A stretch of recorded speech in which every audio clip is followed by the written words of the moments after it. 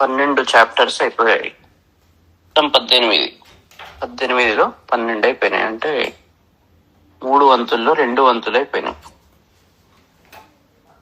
మొదటి 6 ఎక్కువగా జీవాత్మ గురించి చెప్తుంది. అంటే అజ్ఞాన స్థితి ఎట్లా ఉంటది, తర్వాత దాంట్లో ఎలాంటి పనులు చేయాల్సి వస్తుంది. అంటే అన్నీ ఉంటాయి, కానీ అవి ఎక్కువ డామినేటింగ్ పోర్షన్ ఉంటుంది. మళ్ళీ 7 నుండి 12 పరమాత్మ లక్షణాలు, శిష్య లక్షణాలు, గురు లక్షణాలు 2 ఈ 6 చాప్టర్స్ లో చెప్పబడతాయి. ఇక్కడ 13 నుంచి 18 వరకు ఇవి ఎక్కువగా రెండిటి రిలేషన్ ఏంటి, ఈ జీవాత్మ స్థితి నుండి పరమాత్మ స్థితికి పోవడం ఎట్లా, ఈ రెండిటి మధ్య బాండేజ్ ఏంటి, అదే జ్ఞానం అంటారు. శిష్య స్థితి నుండి గురు స్థితికి పోవాలి, జీవాత్మ స్థితి నుండి పరమాత్మ స్థితికి పోవడానికి ఏమేమి తెలుసుకోవాలి, ఎట్లా పోతాం. ఎందుకంటే మనం ఎన్నో వింటూనే ఉంటాం రోజు, అయినా కూడా మనం అక్కడనే ఉంటుంటాం.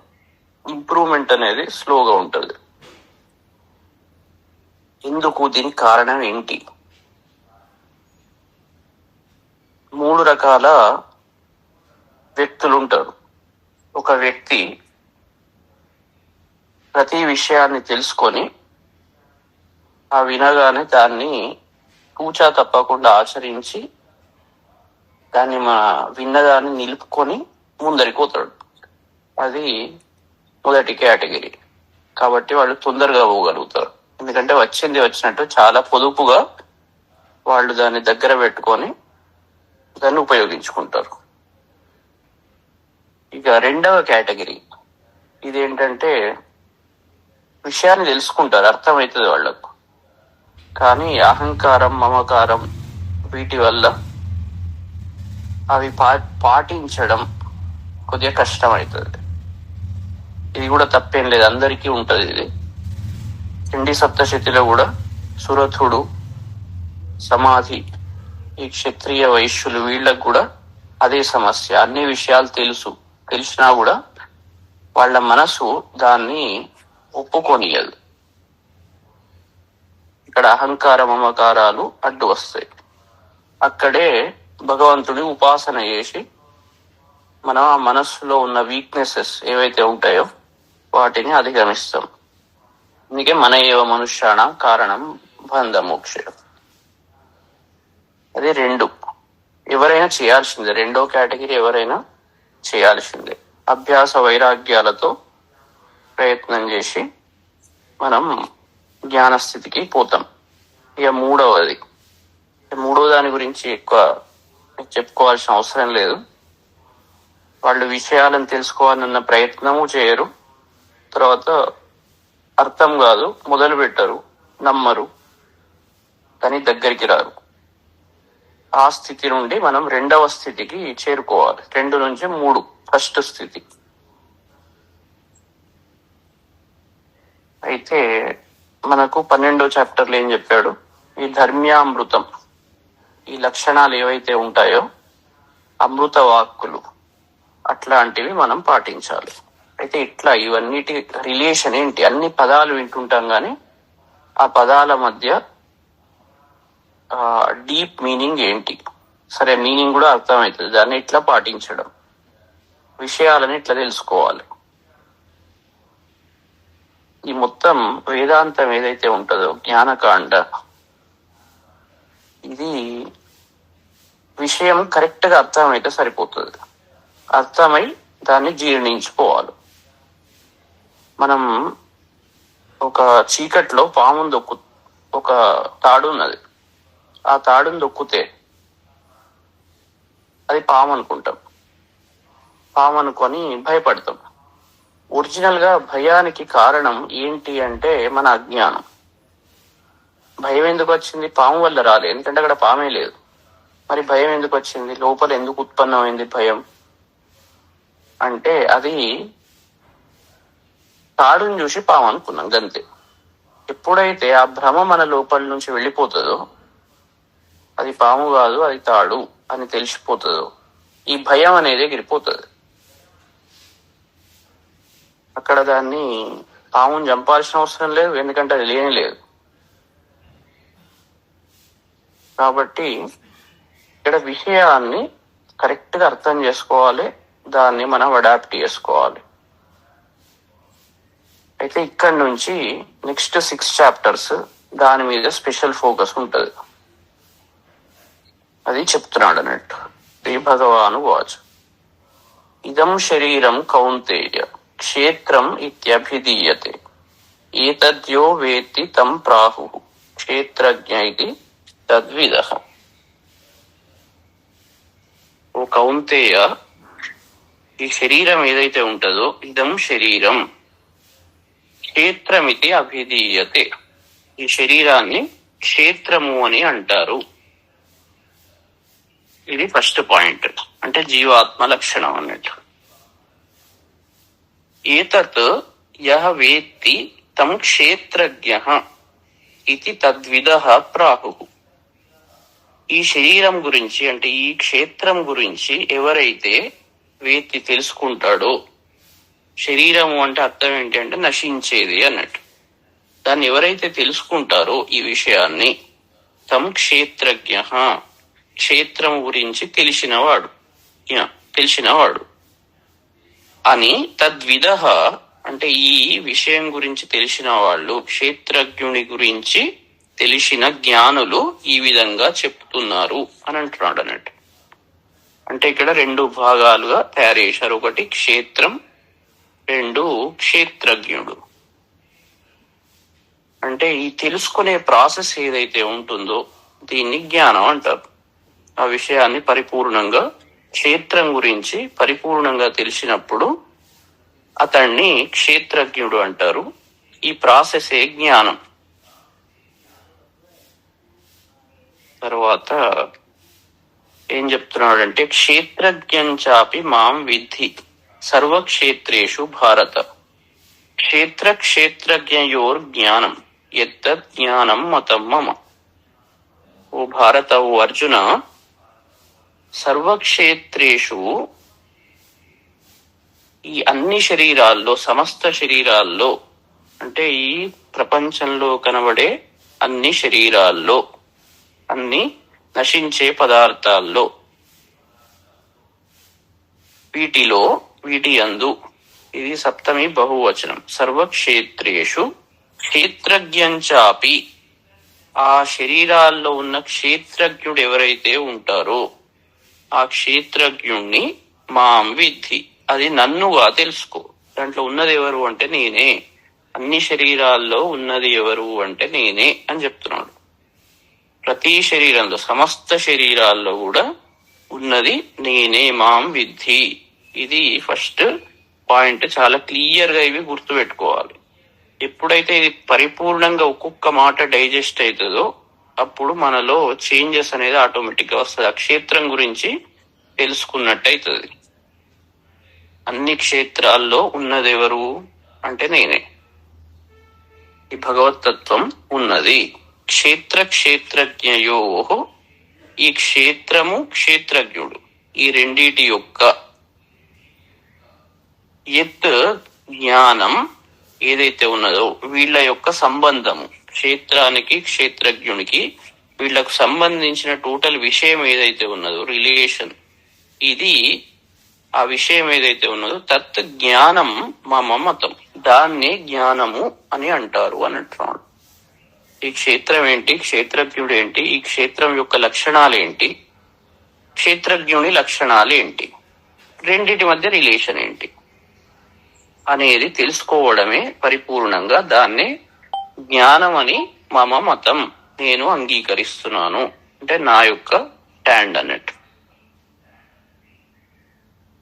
ఇది ఈ రెండు చాలా ఇంపార్టెంట్. ఇది మనం కరెక్ట్ గా మిస్ కావద్దు. క్షేత్ర లక్షణం ఏంటి, క్షేత్రజ్ఞ లక్షణాలు ఏంటి, ప్రతిదీ డీటెయిల్డ్ గా తెలుసుకోవాలి. 7వ చాప్టర్ లో అంటే దీన్ని మనం వేదాంతం ప్రకారం ప్రకృతి పురుష ప్రకృతి లక్షణాలు అంటే క్షేత్రం. క్షేత్రం అంటే ప్రకృతి. క్షేత్రజ్ఞుడు అంటే పురుషుడు. ఈ ప్రకృతి కూడా రెండు విధాలుగా ఉంటది. ఒకటి పరాపర, దాంట్లో కూడా మూడు గుణాల రూపంలో ఉండే ప్రకృతి. అవి మళ్ళీ పంచభూతాలతో మిళితమై 8 రకాలుగా మారుతుంది. అందుకే శ్రీచక్రంలో త్రికోణము, బిందువు, త్రికోణం, తర్వాత అష్టకోణం వస్తుంది. శ్రీచక్రం అనేది సృష్టి ఒక మనిషి యొక్క పూర్ణ రూపం, దాన్ని కరెక్ట్ గా అర్థం చేసుకుంటే. అందుకే శ్రీచక్రాన్ని మనం దాన్ని కూడా మూడు విధాలుగా పూజించవచ్చు. ఒకటి బాహ్యం,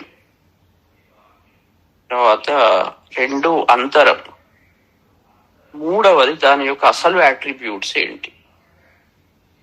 ఈ 3 లెవెల్స్ లో ఎప్పుడైతే మనం దాన్ని అర్చన చేస్తామో ఆ శ్రీచక్రం ఎవరో కాదు మనమే అనే భావన వస్తుంది, దాని జ్ఞానం వస్తుంది. ఆ శ్రీచక్రంలో ఎట్లనైతే ఉన్నాయో బిందువు, త్రికోణం, అష్టకోణం, ఇక తర్వాత మళ్ళీ డీటెయిల్స్.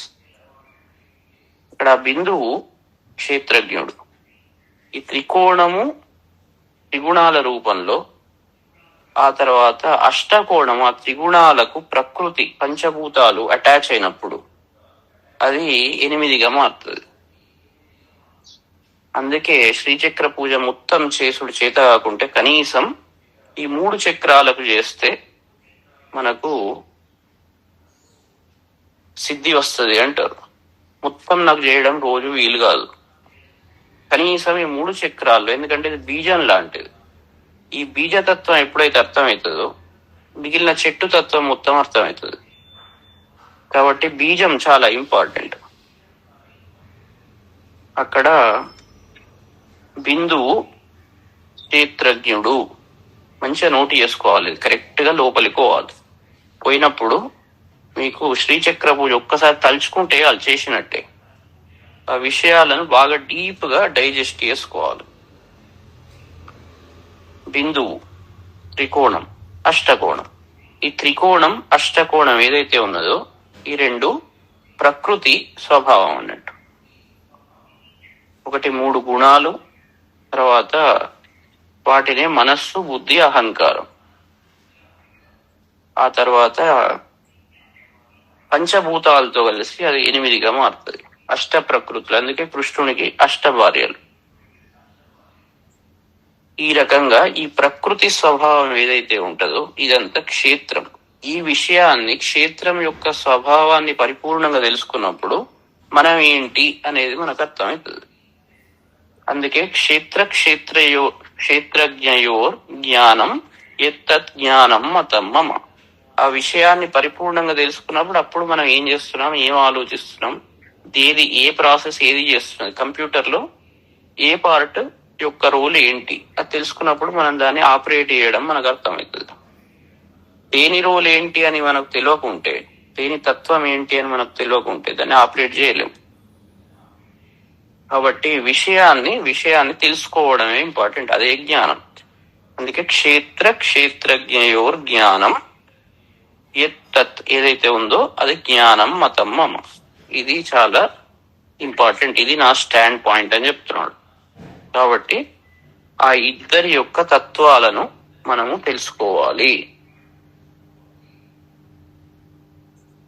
తర్వాత అది శ్రీ విద్య, ఈ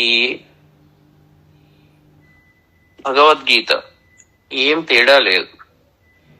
మనం ప్రతిదాన్ని సపరేట్ అని అనుకుంటాం, కానీ అన్నిట్లలో ఉన్న సారం ఒక్కటే ఉంటుంది. దాన్ని అర్థం చేసుకుంటే సారం అర్థమవుతుంది. అర్థం చేసుకోనంత వరకు అన్ని సపరేట్ గానే మనం తోస్తుంటాయి అన్నట్టు. ఎట్లనైతే ఆభరణాలు, ఒక్కొక్క ఆభరణం ఒక్కొక్కలాగా అనిపిస్తుంటది, కానీ అన్నిట్లలో ఉన్నది అదే బంగారు అని ఎప్పుడైతే మనం తెలుసుకుంటామో అప్పుడు అన్ని ఆభరణాల తత్వం అర్థమవుతుంది. అన్నిట్లలో ఉన్నది అదే బంగారు. అట్లనే ఇక్కడ అన్ని శరీరాల్లో, అన్ని క్షేత్రాల్లో ఉన్నది నేనే అనే మాట చాలా క్లియర్ గా చెప్తున్నాడు. అంటే అన్ని ఆభరణాల్లో ఉన్నది నేనే బంగారు అన్నట్టు. దానికి అన్వయించుకోండి. తర్వాత దీన్ని ఏమంటారంటే, ఈ ప్రకృతి, అందుకే మన దేవి భాగవతంలో కూడా ప్రకృతి 5 విధాలు అని చెప్పారు. ఆ 3 విధాల గుణాలు ఏవైతే ఉన్నాయో 5 విధాలుగా మారింది అని దాంట్లో చెప్తారు. ఏది? గణేశ జననీ దుర్గా, రాధా లక్ష్మీ సరస్వతి, సావిత్రి చ సృష్టి విధవు, ప్రకృతి పంచదా స్మృత. ఏదైతే త్రిగుణాల రూపంలో ఉన్న ప్రకృతి మళ్ళీ పంచభూతాల రూపంలో, ఆ పంచతత్వాల రూపంలో అక్కడ 5గా చెప్పబడ్డది. మనం ఏంది? బ్రహ్మ విష్ణు మహేశ్వరులు ముగ్గురికి 3 శక్తులు అంటాం. కాళీ లక్ష్మీ సరస్వతి లేదా పార్వతి లక్ష్మీ సరస్వతి. అయితే దేవి భాగవతం ప్రకారం దీన్ని 5 రూపాల్లో చెప్పారు. అంటే మొదటి 3 తత్వాలు ఈ 5 రూపాలుగా కనబడి మొత్తం 8 అవుతున్నాయి. ఇప్పుడు ఇంతకు ముందు కూడా అదే విషయం చెప్పారు. అందుకే అక్కడ 5 ప్రధాన ప్రకృతి తత్వాలు అని దేవి భాగవతం 9వ స్కందంలో ఈ విషయం చెప్తారు. అవి ప్రధాన ప్రకృతులు. ఆ ప్రధాన ప్రకృతులే కాకుండా మళ్ళీ అంశ ప్రకృతులు, కళ ప్రకృతులు డివైడ్గా ఒక్కొక్కటి డివైడ్ చేసుకుంటూ పోతాయి. అందరిలో అన్ని క్వాలిటీస్ పరిపూర్ణంగా ఉండవు, కొద్దిగా ఉంటాయి. అయితే వాళ్ళు ఇది ఏ పోర్షన్ లో ఉన్నాయో దాన్ని బట్టి అన్ని ప్రకృతి రూపాలే, కానీ ఎంత పోర్షన్ లో ఉన్నది దాంట్లో వాళ్ళల్లో అనే దాన్ని బట్టి వాళ్ళ ఆ తత్వం అంతా కనబడుతుంది అన్నట్టు అక్కడ. అయితే తర్వాత ఏం చెప్తున్నాడు? తత్క్షేత్రం యచ్చ యాదృక్చ యద్వికారి యతశ్చ యత్ సచయో యత్ ప్రభావశ్చ తత్సమాసేన మే శృణు. ఇప్పుడు తత్ క్షేత్రం, ఈ క్షేత్రం ఏదైతే ఉన్నదో, యత్ యాదృక్చ అంటే ఎటువంటిదో, దీని తత్వం ఏంటి, క్షేత్ర తత్వం ఏంటి, యద్వికారి దాని వికారాలేంటి, దాని మార్పులేంటి, యతః యత్ అంటే దేని నుండి ఏ కార్యం పుడుతున్నది, దేని నుండి ఏది వస్తున్నది, యహ సహచ అంటే ఏ క్షేత్రజ్ఞుడు చెప్పబడ్డాడో ఆ క్షేత్రజ్ఞుడు ఎవరు, యత్ ప్రభావ అతని ప్రభావం ఏమిటి, తత్ సమాసేన అంటే సంక్షేపంగా మే శృణు నేను చెప్తున్నాను దాన్ని వినుము. క్షేత్ర లక్షణాలు ఏంటి, అది ఎటువంటిది, దాంట్లో ఎలాంటి మార్పులు ఉంటాయి, దాని నుంచి ఏం పుడుతున్నది, ఈ క్షేత్రజ్ఞుడు ఎవరు, అతని ప్రభావం ఏంటి, ఇవన్నీ విషయాలు వినుము అని చెప్తున్నాడు. ఋషిభిర్బహుధా గీతం ఛందోభిర్వివిధై పృథక్ బ్రహ్మసూత్ర పదైశ్చైవ హేతుమద్భిః వినిశ్చితై. ఇప్పుడు ఈ ఇద్దరి మధ్య ఉన్న యథార్థ స్వరూపం ఏదైతే ఉన్నదో అది ఋషుల చేత, ఋషిభిః బహుధా గీతం అనేక విధాలుగా చెప్పబడ్డది. ఈ తత్వాలను ఒకళ్ళు సాంఖ్యులు 24 తత్వాలు, 24+1 అన్నారు. శైవులు శాక్తులు 36 అన్నారు. ఇంకొకళ్ళు ఇంకో విధంగా చెప్పారు. ఒక్కొక్కళ్ళు వాళ్ళ పద్ధతిలో వాళ్ళు షోడశ కళలు, ఇదే షోడశ కళా పరిపూర్ణుడు అని అన్నారు. ఇంకోళ్ళు ఇంకోలాగా ప్రతి వాళ్ళ తత్వాలను అనుసరించి వాళ్ళు అనేక విధాలుగా చెప్పారు. చెప్పబడ్డవి ఈ విషయము. వివిధై ఛందోభిః. తర్వాత ఛందస్సు అంటే వేదాన్ని ఛందస్సు అంటారు.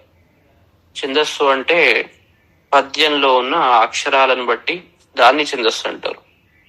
ఇక్కడ వివిధై ఛందోభిః అంటే ఋగ్వేదంలో ఋక్ యజుస్సామ అథర్వణ ఈ అనేక వేదాల్లో అనేక విధాలుగా పృథక్ అంటే వేరువేరుగా చెప్పబడ్డది, లేదా అనేక మంత్రాల్లో వేరువేరుగా చెప్పబడ్డది. ఒక చోట ఒకలాగా చెప్తున్నారు, ఇంకో చోట ఇంకోలాగా చెప్తున్నారు.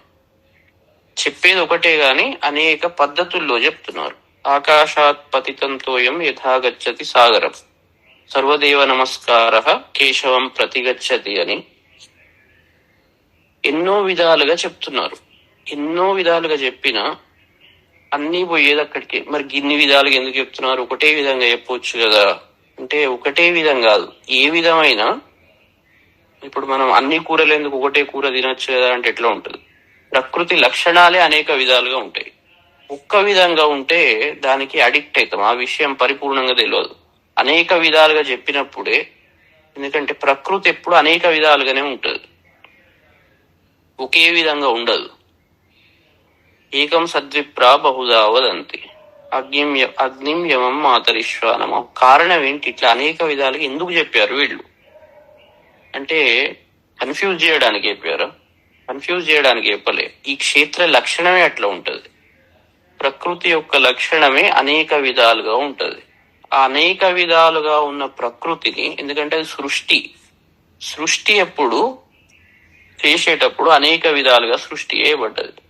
అనేక విధాలు ఒక్క దాంట్లో శరీరం ఉన్నది. ఈ శరీరంలో అనేక భాగాలు ఉన్నాయి. కళ్ళు, ముక్కు, నోరు, అన్నిటి గురించి తెలుసుకున్నప్పుడే ఓవరాల్ గా అన్ని మళ్ళీ ఒకటే శరీరంగా ఫంక్షన్ అవుతుంది. అంటే పరమాత్మ ఒక్కడైనా, క్షేత్రజ్ఞుడు ఒక్కడైనా, ఈ క్షేత్రం ఏదైతే ఉంటుందో క్షేత్రంలో అనేక అంగాలు ఉన్నాయి. ఈ అంగాలు అన్ని కలిపి అంగి లోపల ఉన్న క్షేత్రజ్ఞుడు ఎవరైతే ఉంటారో పరమాత్మ, అతని నుంచి పుట్టినవి. ఈ ప్రకృతిలో పురుషుడు ఉన్నాడు. ఈ ప్రకృతి అనేక విధాలుగానే ఉంటది. మీరు ప్రతి దానికి స్పెషలైజ్డ్ నాలెడ్జ్, స్పెషలైజేషన్ తెచ్చుకోవాలి. కళ్ళ గురించి పూర్తిగా తెలుసుకోవాలి, ముక్కు గురించి పూర్తిగా తెలుసుకోవాలి, చేతుల గురించి పూర్తిగా తెలుసుకోవాలి, లోపల బ్లడ్, అన్నిటి గురించి పూర్తిగా తెలిసినప్పుడు అన్ని సమైక్యంగా ఎట్లా కోఆర్డినేట్ చేసుకుంటాయి, ఒకదానికి ఒకటి చేసుకొని ఈ పురుషునితో ఎట్లా లింక్ అయి ఉంటాయి. ఎందుకంటే ఒక్కసారి లోపల నుంచి ఆత్మశక్తి బయటకు పోయిందంటే ఇంతసేపు కలిసిందంతా కూడా ఏది పనిచేయదు సరిగ్గా. దాన్ని తీసుకుపోయి, శరీరాన్ని తీసుకుపోయి అక్కడ కాలబెట్టాల్సి వస్తుంది. అయితే ఇవన్నీ ఒకదానికొకటి ఎట్లా కోఆర్డినేట్ చేసుకుంటున్నాయి, వీటి లక్షణాలు ఏంటి? అందుకే అవి ప్రకృతులు అంటారు. ప్రకృతి శక్తులు, దేవీ శక్తి. ఆ దేవీ శక్తి అనేక విధాలుగా ఉంటది. అందుకే దేవి భాగవతంలో 5 ప్రధాన శక్తులుగా చెప్పి, అంటే 3 గుణాలు 5 ప్రధాన శక్తులుగా మారి మళ్ళీ అంశశక్తులు, కళాశక్తులు, ఇట్లా అనేక విధాలుగా మారినాయి. అందుకే ఇన్ని రకాల దేవతలు ఉన్నారు. అన్ని అవసరమే. శరీరంలో ఇవన్నీ ఎందుకు అవసరం? ఒకటే పెట్టుకుంటే సరిపోదు అంటే అట్లా ఉండదు. మరి సృష్టి, దాన్ని సృష్టి అన్నారు. ప్రళయకాలంలో అనేకమైంది. కాబట్టి ఈ విషయాన్ని తెలుసుకోవడమే అది జ్ఞానం అంటారు అని చెప్తున్నాడు. అందుకే ఋషిభిహి బహుదా గీతం, ఋషుల చేత అనేక విధాలుగా చెప్పబడ్డది. దాన్ని అర్థం చేసుకున్నప్పుడు అన్నిటి మధ్య ఉన్న కోఆర్డినేషన్ అర్థమవుతుంది. దాంట్లో గది చెప్పారు, దీంట్లో ఇది చెప్పారు, మీకు సంబంధం లేదు. ఐ డాక్టర్ వేరు, తర్వాత హార్ట్ స్పెషలిస్ట్ వేరు అని అనుకుంటే మూర్ఖత్వం. ఎందుకంటే ఇద్దరు అదే శరీరం గురించే వాళ్ళు అది చేస్తారు. మళ్ళీ ఒకదానికి ఒకటి కోఆర్డినేషన్ ఉండాలి. వీని దగ్గరికి పోతే అది సరి, ఇంకా దేనికో సంబంధం ఉంటే వాళ్ళ దగ్గరికి పంపుతారు. పంపి ఇద్దరు కోఆర్డినేషన్ తో ఆపరేషన్ చేసి మీకు ఉన్న రోగాన్ని ఫిక్స్ చేస్తారు. అనస్థీషియా ఇచ్చేవాడు వాడు ఒక స్పెషలిస్ట్, వాడు వేరే ఉంటాడు. ఇప్పుడు ఒక ఆపరేషన్ జరుగుతున్నదంటే ఒక్కడే ఏడు, ఎంతో మంది కలిసే దాన్ని చేస్తారు. అదే విధంగా ఈ ప్రకృతులు అనేక విధాలు, దాన్ని ఋషులు అనేక విధాలుగా చెప్పారు. అనేక విధాలు అని అనొద్దు, దాని డీటెయిల్స్ ఏవైతే ఉన్నాయో ఆ డీటెయిల్స్ వాళ్ళు చెప్పారు. తర్వాత వేదంలో కూడా అనేక పద్ధతుల్లో వేరువేరుగా చెప్పబడ్డది. హేతుమద్భిః వినిశ్చితైః, యుక్తితో అంటే లాజిక్ తో, వినిశ్చితై నిశ్చయింపబడి, బ్రహ్మసూత్ర పదైః చైవ, బ్రహ్మను సూచించే వాక్యాల చేత, అంటే ఉపనిషత్ వాక్యాల చేత. దాంట్లో ఏంటంటే అది పూర్తి జ్ఞానకాండ కాబట్టి లాజికల్ గా ప్రతిదాన్ని ఎక్స్ప్లెయిన్ చేశారు. మొదలేమో కర్మకాండ. కర్మకాండ ఏమేం చేయాలి, ఎట్లా చేయాలి, శుద్ధి చేసుకోవడానికి, దాని మీద పట్టు రావడానికి కర్మకాండలో అనేక విధాలుగా స్తూతులు చేశారు. జ్ఞానకాండలో చాలా డీటెయిల్డ్ గా, లాజికల్ గా ఒక్కొక్కటి ఎక్స్ప్లెయిన్ చేసుకుంటూ వెళ్ళారు. అది హేతుమద్భి, అన్నిటికీ యుక్తి ఉన్నది, లాజిక్. వినిశ్చితై, నిశ్చయించారు. అయినా బ్రహ్మసూత్ర పదై అంటే రెండు అర్థాలు తీయచ్చు. ఒకటి ఉపనిషద్ వాక్యాల చేత, జ్ఞాన వాక్యాల చేత, లేదా వ్యాస భగవానుడు రచించిన బ్రహ్మసూత్రాలు, దాంట్లో బ్రహ్మతత్వం ఏమిటి అని చాలా డీటెయిల్డ్ గా ఏదైతే ఆయన రాశారో వాటితోటి, ఈ వాక్యాల చేత విషయం ఏదైతే ఉన్నదో, ఈ జ్ఞానము నిశ్చితమైనది అంటే చెప్పబడ్డది అన్నట్టు. ఈ విషయం, జ్ఞానం ఏదైతే ఉన్నదో ఋషుల చేత, మంత్రాల చేత, తర్వాత ఇలాంటి జ్ఞాన వాక్యాల చేత చెప్పబడ్డది, అనేక విధాలుగా చెప్పబడ్డది, అనేక పద్ధతుల్లో. కానీ మళ్ళీ అన్ని ఒకటే సముద్రానికి పోవాల్సినవి ఏవైనా కూడా. దాన్ని తెలుసుకోవడమే, అన్నిటి మధ్య ఉన్న కోరిలేషన్ తెలుసుకోవడమే. దానిలో డీప్ ఏదైతే ఉందో, చెట్టు ఆకులు వేరు, కాండం వేరు, ఇట్లా చూడొద్దు, అన్నిటి యొక్క బీజం ఒకటే అని మనం తెలుసుకోవాలి. మహాభూతాన్యహంకారు బుద్ధి అవ్యక్తమేవచ ఇంద్రియాణి దిశైకంచ పంచచేంద్రియ గోచర. ఇక చెప్తున్నాడు ఏంటి అంటే, ఎట్లా ఉంటది ప్రకృతి స్వభావము. మహాభూతాని అంటే మహాభూతాలు, ఏది పృథ్వీ, అప్, తేజో, వాయువు, ఆకాశం, పంచమహాభూతాలు అన్నట్టు. పంచభూతాలు ఇక్కడి నుంచి ఏది వస్తుంది, ఆత్మన ఆకాశ సంభూత, ఆకాశాద్ వాయురగ్ని, అగ్నిరాప, అభ్య పృథివీ. ఆ యొక్క పరమాత్మ నుండి ఈ 5 ఒకటి తర్వాత ఒకటి వస్తున్నాయి. శబ్దస్పర్శ రూప రసగంధాలు వాటి తన్మాత్రలు అంటే తత్వాలు. ఈ మహాభూతాన్ని, ఈ పంచమహాభూతాలు ఒకటి. తర్వాత అహంకారం నెక్స్ట్. తర్వాత బుద్ధి అంటే రేషనాలిటీ, అంటే ఇంటలెక్చువల్ ఫ్యాకల్టీ అన్నట్టు, అనాలిసిస్ చేసే ఎబిలిటీ, అది బుద్ధి. తర్వాత అవ్యక్తం ఏవచ, అవ్యక్తమైన ఈ మనస్సు, వ్యక్తం కాదు, అది లోపల ఉంటది.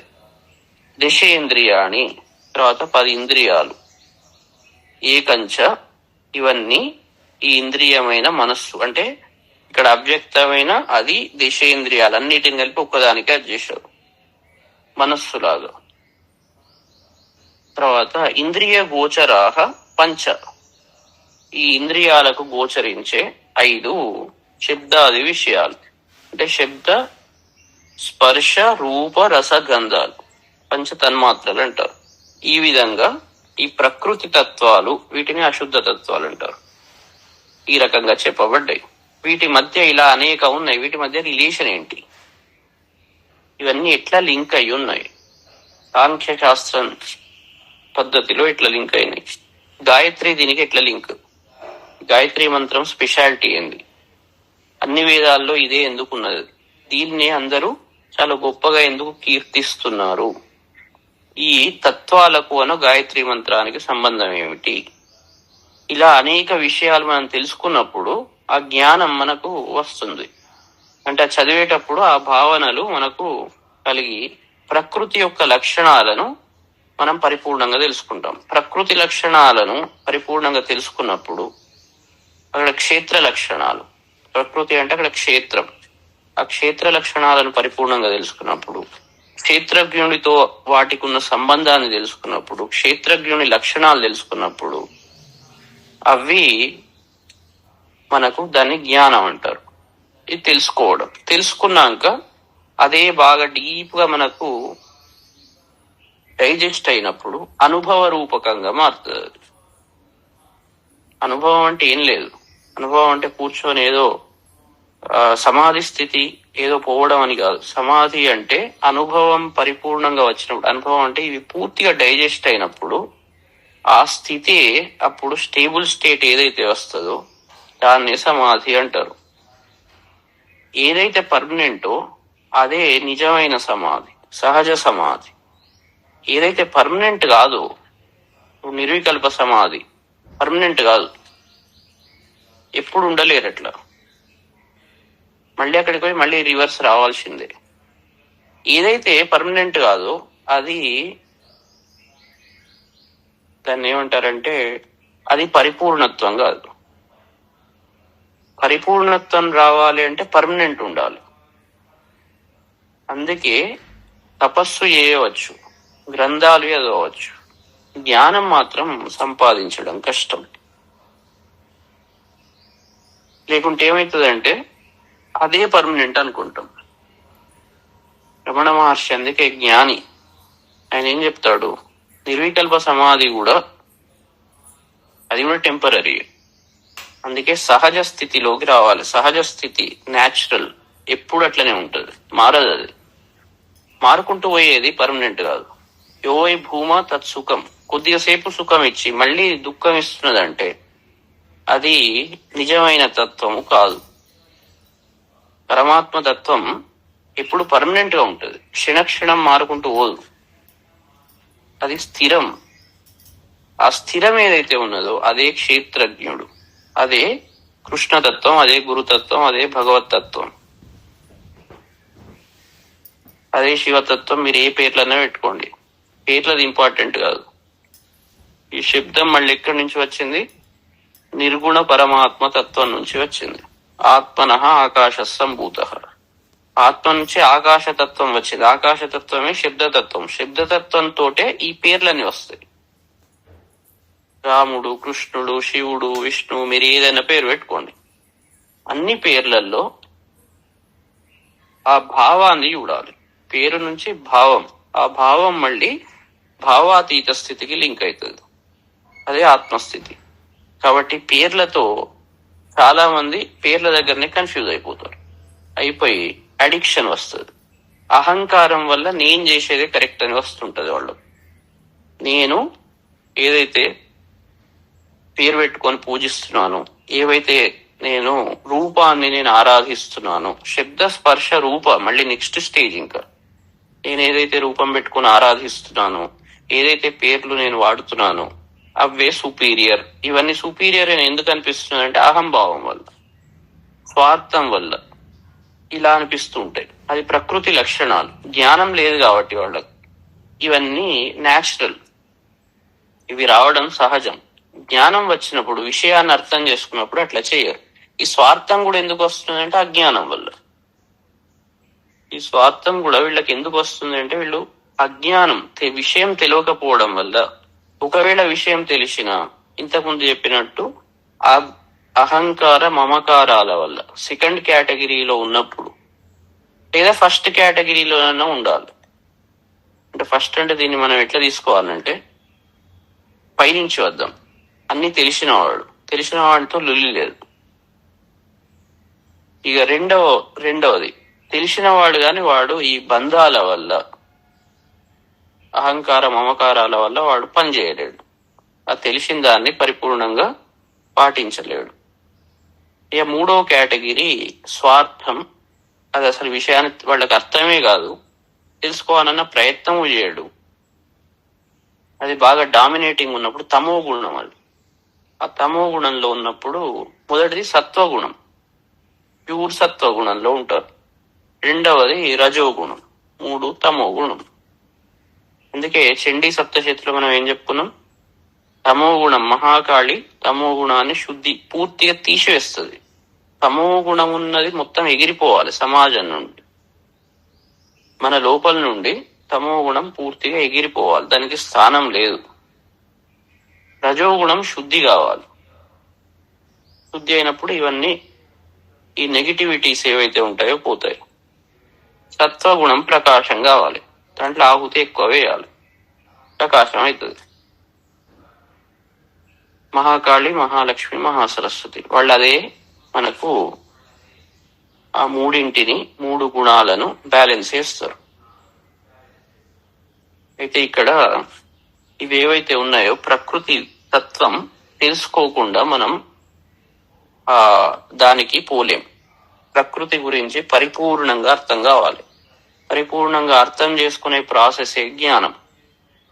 అది అర్థమైనప్పుడు హై స్టేబుల్ స్టేట్ లో ఉంటారు. అదే సహజ సమాధి. అట్లా ఉన్నప్పుడు ఆనందము న్యాచురల్ గా వస్తుంది. ఎప్పుడు వస్తుంది, ఒకటేలాగా ఉంటుంది. అది మారుకుంటూ పోదు. అయితే ఇది చెప్తున్నాడు. తర్వాత ఇచ్ఛా ద్వేష సుఖం దుఃఖం సంఘాతశ్చేతనా ధృతి ఏ క్షేత్రం సమాసేన సవికారం ఉదాహృతం. ఇవేవైతే ఉన్నాయో ఇచ్ఛ కోరిక అన్నట్టు, ఫలానాది కావాలి అనే కోరిక. తర్వాత ద్వేషం ఒక రకంగా రాగం అనుకోవచ్చు. కోరిక నుంచే ఆ రాగం అది వస్తుంటది. ఇచ్చ ద్వేషం అంటే ఇష్టం లేకపోవడం, ఒకటేమో కావాలనుకోవడం, ఒకటి దాని నుంచి దూరంగా పోవడం. ద్వేషం. సుఖం దుఃఖం, సుఖము దుఃఖము. తర్వాత అంటే ఈ ప్రకృతి లక్షణాల గురించి చెప్తున్నాడు. ఈ ప్రతి దాని గురించి మనం తెలుసుకోవాలి. అప్పుడే ప్రకృతి ఏదైతే ఉంటుందో పరిపూర్ణంగా అర్థమవుతుంది. ప్రకృతిలో ఎలాంటి లక్షణాలు ఉంటవి, మంచి లక్షణాలు ఏముంటాయి, చెడ్డ లక్షణాలు ఏముంటాయి, అవిద్య ఏమిటి, విద్య ఏమిటి. విద్య ఓన్లీ విద్య రావాలి అంటే అవిద్య గురించి మన దగ్గర ఉన్నది అవిద్య. ఈ అవిద్య పోవాలంటే విద్య రావాలి. విద్య రావాలి అంటే అవిద్య గురించి తెలుసుకోవాలి. దాని స్వభావం గురించి తెలుసుకున్నప్పుడు, విద్యా స్వభావం గురించి తెలుసుకున్నప్పుడు దైవ లక్షణాలు, తర్వాత ఆసుర లక్షణాలు, ఆసుర ప్రవృత్తి, తర్వాత దైవీ ప్రవృత్తి, ఈ రెండు మనకు పరిపూర్ణంగా అర్థమైనప్పుడు ప్రకృతిని పూర్తిగా అర్థం చేసుకుంటాం. ఒకటి అర్థం చేసుకోవడం, దాన్ని ఫాలో కావడం, డైజెస్ట్ చేసుకోవడం, రెండు ఇంతకుముందు చెప్పినట్టు అది ఉండనే ఉంటది. తెలుసుకోగా లాభం లేదు, దాన్ని పూర్తిగా డైజెస్ట్ చేసుకోవాలి. అయితే ఈ రకంగా ఉంటదని చెప్తున్నాడు. ఇచ్ఛా ద్వేష సుఖం దుఃఖం. తర్వాత సంఘాత అంటే ఈ ఇంద్రియ సముదాయం. తర్వాత చేతన అంటే అంతఃకరణ వృత్తి రూపం. తర్వాత ధృతి అంటే ధైర్యం. ఏతత్ సవికారం క్షేత్రం సమాసేన ఉదాహృతం. షార్ట్ కట్లో చెప్తున్నాడు అన్నట్టు. ఈ రూపంలో సుఖము దుఃఖము, కోరిక ద్వేషము, తర్వాత ఇంద్రియాలు, అంతఃకరణ చతుష్టయ రూపమైన జ్ఞానం అంటే మనస్సు యొక్క తత్వం ఏంటి, బుద్ధి తత్వం ఏంటి, అహంకార తత్వం ఏంటి. తర్వాత ఇలాంటి వికారాలతో అంటే కార్యాలతో అన్నట్టు మార్పు చేర్పులతో కూడిన క్షేత్రం అంటే ఈ క్షేత్రతత్వాన్ని సమాసేన అంటే సంక్షిప్తంగా అది ఉదాహృతం, అది చెప్పబడ్డది. ఈ రకంగా షార్ట్ కట్లు ఏముంది, ఈ క్షేత్ర లక్షణాలు ఏంటి అంటే ఇవి అని చెప్తున్నాడు అన్నట్టు. దాంట్లో ఇలాంటి తత్వాలు ఉంటాయి. తర్వాత క్షేత్రజ్ఞుని లక్షణాలు ఏంటి అంటే అమానిత్వం, అదంబిత్వం, అహింస, క్షాంతిరార్జవం, ఆచార్యోపాసనం, శౌచం, స్థైర్యం, ఆత్మ వినిగ్రహ. ఒకటి అమానిత్వం అంటే గర్వం లేకపోవడం, అదంబిత్వం డాంబికం లేకపోవడం. డంబం అంటే డాంబికం, డంబాలు కొట్టుకోకపోవడం. దంబాచారం అంటే దంబం నుంచి డంబ్, దాన్ని అదే దంబం కోసం చేసే పనులు ఎందుకు చేస్తున్నాం అంటే ఏదో చూపెట్టుకోవడానికి. సో అది లేకపోయే తత్వం. అహింస అంటే హింస చేయకపోవడం. హింస అంటే శారీరకంగానే కాదు, మానసికంగా. క్రోధము ఇవన్నీ ఏంటి, ఇవన్నీ హింస, డామినేషన్, అహంకారం. ఇవన్నీ హింస చేయడం అన్నట్టు. అది అజ్ఞాని లక్షణం. అహింస, హింస చేయకపోవడం, ఇది క్షేత్రజ్ఞుని లక్షణం. ఆర్జవం అంటే రుజుత్వం, కుటిలత్వం, వంకర టింకర లేకపోవడం, స్ట్రైట్ ఫార్వర్డ్. ఆర్జవం. కౌటిల్యం లేకపోవడం. తర్వాత ఆచార్యోపాసనం అంటే ఆచార్యుని సేవ, గురు సేవ అన్నట్టు. తర్వాత శౌచం, శుచిత్వము. అగ్నిశుచి వ్రతమ శుచిర్విప్ర శుచికవి, శుచిత్వం. తర్వాత స్థైర్యం, స్థిరత్వం అంటే చంచలత్వం లేకపోవడం.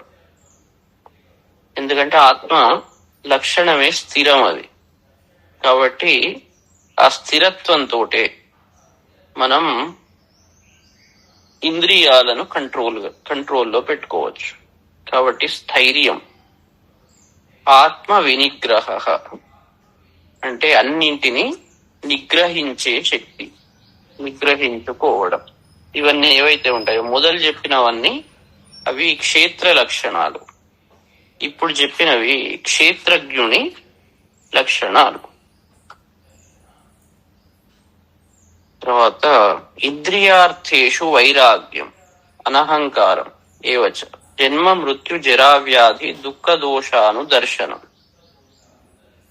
ఈ ఇంద్రియార్థేషు, ఈ ఇంద్రియాల విషయంలో వైరాగ్యము. విరాగము అంటే, వైరాగ్యం అంటే దాని మీద పెద్ద ఇంట్రెస్ట్ లేకపోవడం, ఆసక్తి లేకపోవడం, అతి ఇష్టం లేకపోవడం, దాన్ని వైరాగ్యం అంటారు. రాగం లేకపోయిన భావన ఇంద్రియాల విషయంలో. ఈ ఇంద్రియానికి ఈ సుఖం ఇవ్వాలి, ఫలానాది చూడాలి, ఫలానాది ముట్టుకోవాలి, ఫలానాది వినాలి అని వాటి మీద ఆ యొక్క రాగం లేకపోవడం. అనహంకార ఏవచ, అహంకారం లేకపోవడం, నేను నేను అనే భావన లేకపోవడం.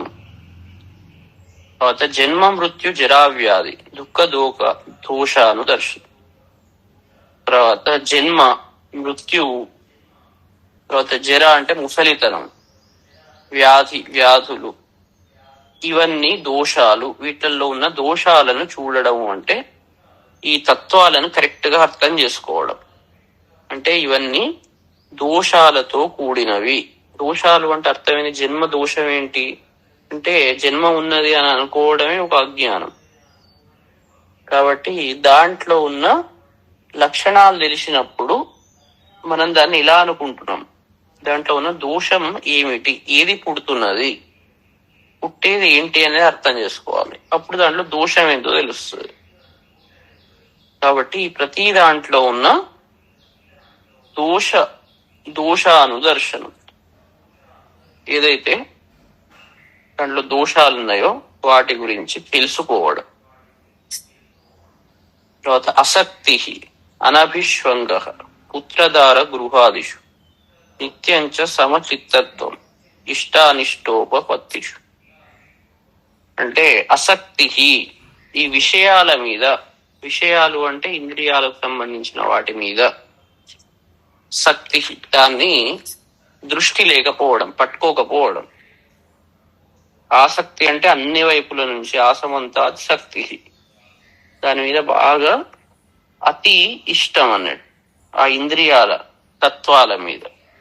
కాబట్టి అలాంటి దృష్టి లేకపోవడం. పుత్రధార గృహాదిషు, తర్వాత పుత్రులు, భార్య, గృహము, వీటి యందు అనభిష్వంగ, అత్యంత ఆసక్తి లేకపోవడం. అన్ని నా కొడుక్కే రావాలి, ప్రపంచంలో ఎవ్వరికి ఏది రావద్దు, నావాడే చాలా టాప్ లో పోవాలి. మరి మిగిలిన వాళ్ళ సంగతి ఏంది అంటే ఇది స్వార్థం. అందరూ అంటే వీళ్ళు పైకి రావద్దు అని కాదు, వీళ్ళకి చేయాల్సినవి అన్ని చేయాలి. అందరితో పాటు వీళ్ళకే రావాలి, వీళ్ళకు రావాలి అనుకోవడం తప్పదు. వీళ్ళకే రావాలి అనుకుంటే అది స్వార్థం అవుతుంది. కాబట్టి అత్యంత ఆసక్తి లేకపోవడం అనేది అతి మోహము. ఇవి రేపు ఇంకా డీటెయిల్డ్ గా ఏవైతే ఉంటాయో 6 శత్రువులు, దాన్ని కరెక్ట్ గా అర్థం చేసుకుంటే మనకు ఆ లక్షణాలు చెప్పుకుంటూ పోతాం, కానీ వాటి లక్షణాలు కరెక్ట్ గా అర్థం చేసుకుంటే మనం మంచిగా పట్టుకోవచ్చు. అయితే ఇలాంటి విషయాల మీద అత్యంత ఆసక్తి లేకపోవడం, అత్యంత ఆసక్తి ఉన్నప్పుడు ఎక్స్పెక్టేషన్స్ ఉంటాయి, తర్వాత స్వార్థం ఉంటది, మొత్తం వాళ్ళ కోసమే దోచిపెట్టుతాం, మొత్తం ప్రపంచాన్నంతా వీళ్ళకే పెట్టానన్న పిచ్చి ఉంటది. ఇవి పనికిరావు, ఈ అత్యంత ఆసక్తి వాటి మీద పనికిరావు. ఇష్టానిష్టోపపత్తిషు అంటే ఇష్టము అనిష్టము. ఇష్టము లభించినప్పుడు, అనుకున్నది తీరినప్పుడు. తర్వాత అనిష్టము, ఇష్టం లేనిది వచ్చినప్పుడు. ఒక కొత్త ఇల్లు వచ్చింది, అది ఇష్టమైనది కాబట్టి వచ్చింది. మనం మన దగ్గర మంచిగా బాగా ప్రేమించేది దూరం అయినప్పుడు అదేంది, అనిష్టం లభించింది. అంటే ఇష్టము లేనిది మనకు లభించింది. ఈ రెండు సిచ్యువేషన్స్ లో నిత్యం సమచిత్తత్వం, సమానమైన చిత్తం కలిగి ఉండడం. ఇది వచ్చినా బాధ లేదు, అది పోయినా బాధ లేదు. బాధ లేదు అంటే మరి గట్లిట్లో ఉంటారు, ఉండలేము కదా, ఉండలేము, ఎవరైనా కష్టమే. అందుకే దానికోసమే ఆ విషయాన్ని కరెక్ట్ గా దాని తత్వాలను తెలుసుకుంటే బ్యాలెన్స్ అవుతాం, ఓవర్ ఉండదు. వాళ్ళ కోసం కష్టపడి సంపాదిస్తాం, తప్పు లేదు, దోచిపెట్టాం. ఇక్కడ దీన్ని అర్థం చేసుకోవాలి. మరి పనులు చేయొద్దా, ఉద్యోగాలు చేయొద్దా, అన్నీ చేయాలి. కష్టపడి ధర్మం ప్రకారం సంపాదించి ఇవ్వండి, కానీ దోచిపెట్టకండి. ప్రపంచం అంతా వీళ్ళకే కావాలి అని అందరినీ బాధ పెట్టి హింస చేసి దోచిపెట్టకండి, అది తప్పు. పెట్టద్దు అంటలేడు, ప్రతి వాడు కూడా కష్టపడాలి, ధర్మం ప్రకారంగా వాళ్ళ పనులు చేసుకోవాలి. అంటే సొసైటీ ధర్మ మార్గంలో వృద్ధి చెందుతుంది. అధర్మ మార్గంలో వృద్ధి చెందితే లాభం లేదు, అప్పుడు ఇంబ్యాలెన్స్ ఏర్పడుతుంది సొసైటీలో. ఒక్కడి దగ్గరనే మొత్తం ఉంటది, ఇంకో దగ్గర ఏముండదు. ఒకడు దోపిడీ చేస్తుంటాడు, ఒకడు ఆ దోపిడీకి లొంగిపోయి ఏడ్చుకుంటుంటాడు. కాబట్టి ఎవరి పనులు వాళ్ళు చేయాలి. వాడు ఎక్కువ సంపాదిస్తాడు, వాడి దగ్గర తెలివి ఉన్నది, కష్టపడతాడు, సంపాదిస్తాడు. ధర్మ మార్గంలో సంపాదిస్తే తప్పులేదు. ఒకడు ఏం చేయకుండా తిని పడుకుంటాడు, అది ఇంబ్యాలెన్స్, అది వీణి తప్పదు. వీడు ఏం చేయకుండా కూర్చోవడం వీణి తప్పు. హెల్తీ కాంపిటీషన్ ఉండాలి. అందరూ ఒకళ్ళనొకళ్ళు సహకరించుకుంటూ హెల్తీ కాంపిటీషన్. అందరూ కాంపిటీషన్ అంటే కలిసి ముందరికి నడవడం, అట్లా ఉండాలి. ధర్మం ప్రకారం సంపాదించుకోండి. అప్పుడు ఈ ఇంబ్యాలెన్స్ స్టేట్ ఉండదు. అప్పుడు ఇష్టమైంది లభించినప్పుడు కూడా ఈ తత్వం తెలిసినప్పుడు అది పర్మనెంట్ కాదు అని మొదలే తెలుసు. దాని లక్షణాలు తెలిసినప్పుడు అది వచ్చినా ఓవర్ ఎగ్జైట్ గా.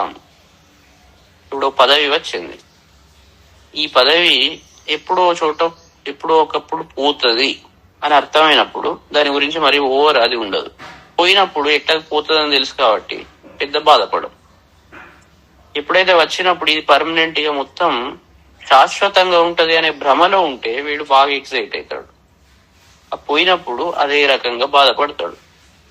దాని లక్షణాలు తెలిసినప్పుడు మనం ఆ పని చేయం. కాబట్టి ఆ జ్ఞానం ద్వారా మనకు ఆ బ్యాలెన్స్ స్టేట్ ఏర్పడుతుంది. ఇక్కడ అది చెప్తున్నాడు, ఇలాంటి స్థితులలో రెండు విరుద్ధమైన స్థితులు. ఆ విరుద్ధమైన స్థితుల్లో ఆ బ్యాలెన్స్ కలిగి ఉండడం, సమానమైన చిత్తం కలిగి ఉండడం. అవి ఉంటలేదు కదా అని అనుకోవద్దు. ప్రతి వాళ్లకు అటు ఇటు ఎక్కువ తక్కువలు ఉంటాయి. ఈ ప్రాక్టీస్ వల్ల, అభ్యాస వైరాగ్యాల వల్ల అన్ని లైన్కి వస్తాయి. మనం చేయాల్సింది ఏంటంటే ఆ పాత్రలో నడుచుకుంటూ పోవడం. Practice makes man perfect. కాబట్టి చేసుకుంటూ పోవాలి, అర్థం చేసుకోవాలి, ప్రయత్నం చేసి దాన్ని కంట్రోల్ చేసుకుని వింటుంటే ఆటోమేటిక్ గా కంట్రోల్ అవుతుంది. అందుకే ఈ లెర్నింగ్ ప్రాసెస్ ఏదైతే ఉంటుందో ఏకాగ్రతతో విన్నప్పుడు దాన్ని మళ్ళీ ఒకసారి మననం చేసినప్పుడు ఇవన్నీ మిగిలినవి తెలియకుండానే కంట్రోల్ అవ్వుకుంటూ పోతాయి.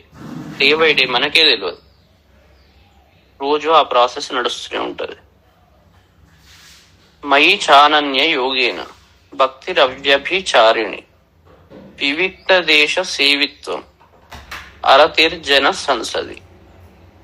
అనన్య యోగేన అంటే ఇక వేరే ఎవరు లేరు, ఈ భగవంతుడే ఉన్నాడు, భగవతత్వమే ఉన్నది, ఆ క్షేత్రజ్ఞుడే పర్మనెంట్, అది ఒక్కడే, అందరిలో అదే ఉన్నాడు, వేరే దిక్కు లేదు అని అనే భావంతో అన్యథా శరణం నాస్తి త్వమేవ శరణం మమ తస్మాత్ కారుణ్య భావేన రక్ష రక్ష జనార్దన రక్ష రక్ష గణాధిప రక్ష రక్ష పరమేశ్వర. అన్ని పేర్ల భావం ఒకటే. ఈ అభిప్రాయంతో మయి అవ్యభిచారిణి, నాయందు అవ్యభిచారిణి, మార్పు లేకుండా ఫిక్స్డ్. వ్యభిచారత్వం అంటే చేంజ్ అన్నట్టు, అవ్యభిచారిణి అంటే చేంజ్ కాకుండా ఫిక్స్డ్ ఒపీనియన్తో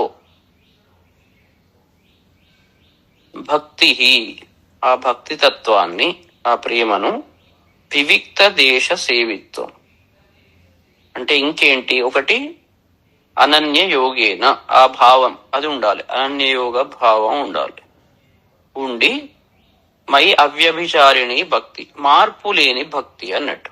భక్తి కూడా ఈ ప్రేమ మారుకుంటూ పోతుంది, అట్లా ఉండొద్దు, ఫిక్స్డ్. హృదయం ఎప్పుడు ఓపెన్ అయి ఉండాలి. ఓపెన్ అయి ఉన్నప్పుడు అది పర్మనెంట్. అందుకే ఇంట్లో యోగ వాసిష్టంలో జ్ఞాన భూమికలు అని చెప్తారు. జ్ఞాన భూమిక, 4వ జ్ఞాన భూమికకు వచ్చినప్పుడు అది ఎన్లైట్మెంట్ అంటారు. అంటే హృదయ చక్రం పరిపూర్ణంగా తెరుచుకుంటది. వాళ్ళు ఫిక్స్డ్, హృదయ చక్రం పరిపూర్ణంగా ఓపెన్ అయినప్పుడు భక్తి ఫిక్స్ అవుతుంది.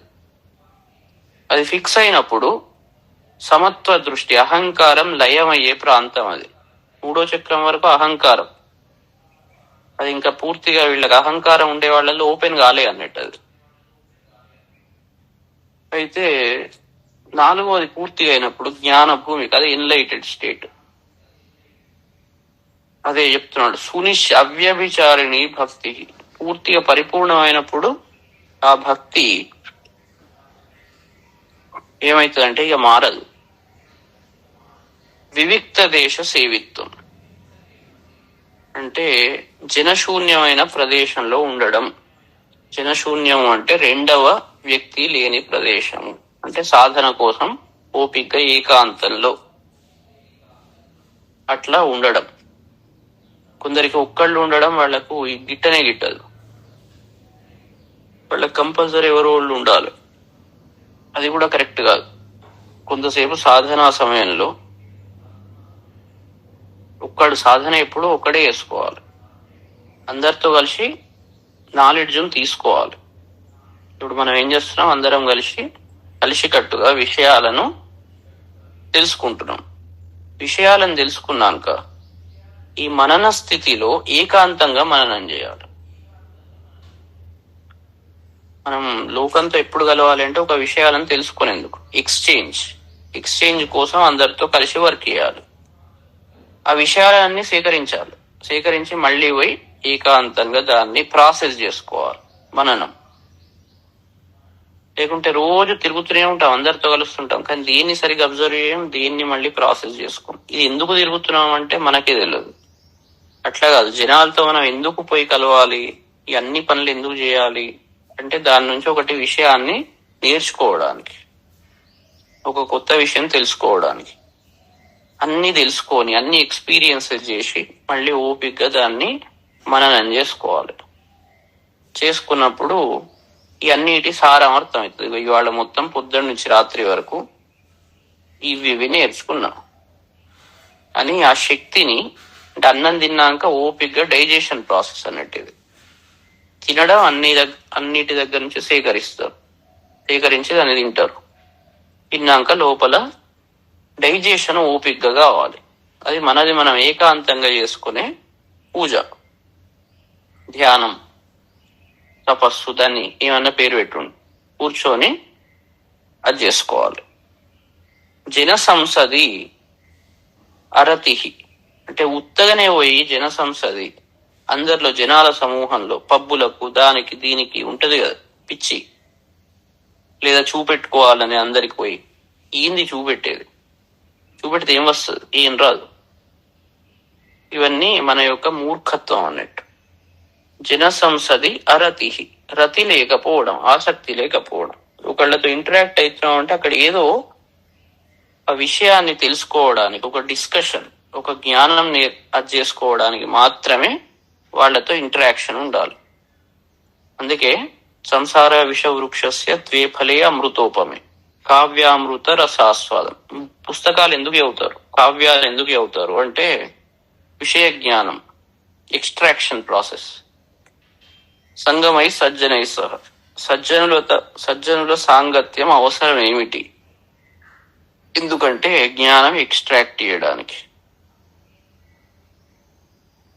అందుకే మధులుబ్ధో యథా భృంగి పుష్పాత్ పుష్పాంతరం వ్రజేత్, జ్ఞానలుబ్ధో తథా శిష్య గురువంతరం వ్రజేత్ అంటారు. ఎట్లనైతే పువ్వు నుండి పువ్వుకు వెళ్ళి మధువును సేకరిస్తుందో, అదే విధంగా మనం కూడా రోజు అన్నిటి నుండి నేర్చుకోవాలి, ఆ జ్ఞానాన్ని సేకరించాలి. సేకరించి ఒక దగ్గర పెట్టుకొని ప్రాసెస్ చేసుకొని దాన్ని లోపల డైజెస్ట్ చేసుకున్నప్పుడు మన వ్యక్తిత్వం ఆ రకంగా తయారైపోతుంది. వాడు జ్ఞాని అంటారు అప్పుడు. అట్లనే అనవసరంగా జన సంసది అరతి, జన సమూహాల్లో పోయి చేసేదే ఉన్నది, ఏం నేర్చుకుంటాం. వందల కొద్ది మందిలో పోయి అక్కడ తిరిగితే నేర్చుకునేది ఏంటి? జ్ఞానికి ఆ ఇంట్రెస్ట్ ఉండదు. కాబట్టి అరతి అంటే ఆసక్తి లేకపోవడం. ఒకటి పోయినాము అంటే దానివల్ల ఏదో ఒకటి ఉండాలి కంపల్సరీ. ఉత్తగానే తిరుగుతుంటే అది లాభం లేదు. ఈరోజు మొత్తం పొద్దున లేచినప్పటి నుంచి, పొద్దున లేవగానే సృష్టి జరిగింది, రోజంతా స్థితి, మళ్ళీ పడుకునేటప్పుడు సంహారం, లయ. ఈ రోజంతా కూర్చొని ఏం చేశాం మనం, ఏం నేర్చుకున్నాం, ఏం తెలుసుకున్నాం, మనలో ఏం వృద్ధి జరిగింది. ఇది ఆనందవల్లిలో కూడా చెప్తారు. లాస్ట్ కు నేను ఏమేం పనులు చేశాను ఆలోచించుకోవాలి. దాని నుంచి ఏం నేర్చుకున్నాను, ఇవాళ డేటా ఇది అని మళ్ళీ తెల్లారి కొత్తగా స్టార్ట్. ఈ రకంగా లైఫ్ అనే ఈ చక్రం ఏదైతే ఉన్నదో దీంట్లో రోజు ఇంప్రూవ్ అవ్వకుంటూ పోవాలి, కానీ కిందికి పడిపోకూడదు. రోజు ఏదో ఒకటి నేర్చుకోవడం ఉండాలి, ఏదో తత్వం. దాన్ని బట్టి మీ వ్యక్తిత్వం మారిపోతుంది. మీలో ఉన్న ఈ దుష్ట గుణాలు, క్రోధం, తర్వాత అసూయ, తర్వాత ఈ ద్వేషం, ఇలాంటి ఏవైతే నెగిటివిటీస్ ఇంతసేపు చెప్పుకున్నామో అవి తగ్గిపోతుంటాయి. పాజిటివిటీస్ ఏవైతే ఉంటాయో ఆసురీ ప్రవృత్తి తగ్గుతుంది, దైవీ ప్రవృత్తి పెరుగుతుంది. కాబట్టి ఈ మార్పు కంటిన్యూస్ గా జరుగుతూ ఉండాలి. ఆసురీ ప్రవృత్తి పెరుగుకుంటూ పోతే ఏమైతుంది, కిందికి డౌన్ ఫాల్ అన్నట్టు. అది డెవలప్మెంట్ కాదు, డౌన్ ఫాల్. అందుకే ఒక మంచి కంపారిజన్ చెప్తారు. ఫుడ్ ఏం తినాలి మనం అంటే హెల్తీ ఫుడ్ తినాలి. హెల్తీ ఫుడ్ తింటే ఏమవుతుంది, ఆరోగ్యం మంచిగా ఉంటుంది. ఎక్కడ పడితే అక్కడ ఏది పడితే తింటే ఏమవుతుంది, ఫుడ్ పాయిజన్ అవుతుంది. అయ్యి శరీరం అస్వస్థతకు గురి అవుతుంది. అదే విధంగా మన మనస్సు కూడా అంతే. ఇంద్రియాలు ఏ డేటా తీసుకుంటున్నాం, ఇన్పుట్, హెల్తీ ఫుడ్ తీసుకుంటున్నామా, అన్హెల్తీ ఫుడ్ తీసుకుంటున్నామా, ఏం విషయాలను మనం వింటున్నాం. ఏ విషయాలు వింటే అవే విషయాలు మీలో ప్రాసెసింగ్ నడుస్తుంటది తెలియకుండానే. ఫుడ్ ఎట్లనైతే తీసుకున్నది లోపల ప్రాసెస్ అయి శక్తిగా మారుతుందో, శరీరాన్ని రక్షిస్తుందో, ఈ మాటలు విషయాలు కూడా డేటాను సేకరిస్తున్నారు. ఏ మాటలు చెవుల ద్వారా లోపలికి పోతున్నాయి, ఏ మాటలు, ఏ వాక్యాలు కంటి ద్వారా అప్పుడు లోపలికి పోతున్నాయి. ఎవరెవరు ఏమేం చెప్తున్నారు, ఏమేం పనులు చేస్తున్నారు, ఈ రోజు జరిగే ఫుడ్, ఇదంతా ఫుడ్. మీరు ఓన్లీ ఫిజికల్ గా ఫుడ్ ఇదే అనుకుంటున్నారు, ఇది కూడా ఫుడ్. ఈ ఆలోచనలు అనే ఫుడ్ ఏం తీసుకుంటున్నారు? Healthy food, unhealthy food? దాన్ని బట్టి మీ స్వభావం మారిపోతుంది. శరీరం మంచిగా ఉన్నది అంటే మంచి హెల్దీ ఫుడ్ తీసుకుంటే మంచిగా ఉంటుంది. ఆలోచనలు కూడా మంచి ఆలోచనలు తీసుకుంటే మీ మనస్సు కూడా హెల్దీ ఉంటుంది. అప్పుడు మన ఏవ మనుష్యాణం కారణం బంధమోక్ష, ముక్తి వైపు ప్రయాణం చేస్తారు. అన్హెల్దీ ఫుడ్ తీసుకుంటే, చెత్త మాటలు రోజంతా వింటుంటే, అన్వాంటెడ్ థాట్స్ అన్ని అవి ఏం చేస్తుంది? క్రియేట్ చేస్తుంది. తాగుబోతు దగ్గరికి పోతే వాడు అవే విషయాలు చెప్తుంటాడు, మీకు కూడా అవే ఆలోచనలు లోపల తిరుగుతుంటాయి. మీకు కూడా కొన్ని రోజులకు తాగనానికి కూడా తాగాని అనిపిస్తుంది. కాబట్టి డిస్కషన్ పాయింట్స్ ఏంటి? ఈయన తత్వాన్ని ఎక్స్చేంజ్ చేసుకుంటున్నారు.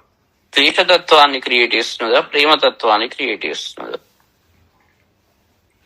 జ్ఞానాన్ని క్రియేట్ చేస్తున్నదా, అజ్ఞానాన్ని క్రియేట్ చేస్తున్నదా, అవి చూసుకోవాలి. కాబట్టి ఇంటరాక్షన్స్ చాలా ఇంపార్టెంట్. అందుకే జన సంసది అరతి. అన్వాంటెడ్ వాళ్లతో పోతే ఏముంటది? లొల్లి. కాబట్టి ఏది వినాలో అదే వినాలి. ఈ ఫుడ్ కూడా చాలా ఇంపార్టెంట్. ఈ ఫుడ్ మీద కంట్రోల్ లేదనుకోండి, మార్పు వస్తలేదంటే మార్పు రాదు. తిన్నదాన్ని బట్టే మన శరీరం ఉంటుంది. ఏది పడుతుంది తింటే ఆరోగ్యం బిగడాయిస్తుంది. ఇది కూడా ఏ ఇన్పుట్ అంటే ఆ ఇన్పుట్ తీసుకుంటూ వెళ్ళిపోతుంటే లోపలికి మనస్సు కూడా బిగడాయిస్తుంది. కాబట్టి శరీరాన్ని ఎట్లా రక్షించుకోవాలో మనస్సును అదే విధంగా రక్షించుకోవాలి. ఇది చాలా మోస్ట్ ఇంపార్టెంట్. సో జాగ్రత్తగా ఉండండి. ఓకే, శుభం. మళ్ళీ రేపు కలుద్దాం. ఇది ఏంటంటే ఒకటి మంచి గుర్తు పెట్టుకోండి, కలిసి వర్క్ చేయాలి. ఏదైనా ఒక్కళ్ళు చేస్తే లాభం లేదు. నేను చెప్పేది చెప్తున్నా, మీరు కూడా అట్లనే వర్క్ చేయాలి. నేనెంత కష్టపడుతున్నానో మీరంతే కలిసి నడవాలి. అప్పుడే సక్సెస్ అనేది వస్తుంది. రాము, చెప్పండి. ఈ మల్హల్ రావు అని రిటైర్డ్ ఆర్జేడి హన్మకొండ వరంగల్, ఆయన నిన్నటి నుంచి నేను దీంట్లో వినమాడు. వరంగల్ లో ఉండగా వాళ్ళ ఊరికి కూడా పోయినాడు. అటు దేవాలయాలు సందర్శించి వచ్చినాము. నేను చాలా అంటే ఆర్య క్షత్రియుడు, శాకాహారి. అయితే ఆయన నిన్న నువ్వు జాయిన్ కాబట్టి జాయిన్ అయ్యాలి. నాకు చాలా అని ఒక్కసారి నమస్కారం అండి. నమస్తే అండి, బాగున్నారా? బాగున్నాను, థ్యాంక్ యూ వెరీ మచ్. చాలా సింపుల్ గా ఉంది, అలాంటి వాళ్ళకి ఈజీగా అర్థం అవుతుంది. చాలా సంతోషం. అందరికి అర్థం కావాలి, అందరూ మనం కలిసి ముందరుకోవాలని కోరిక. థ్యాంక్స్ అండి. ఓకే అండి, జాయిన్ అయ్యాను. ఓకే అండి, మళ్ళీ కలుద్దాం. కంటిన్యూ అండి. అద్భుతం. చాలా ఏ రోజుకి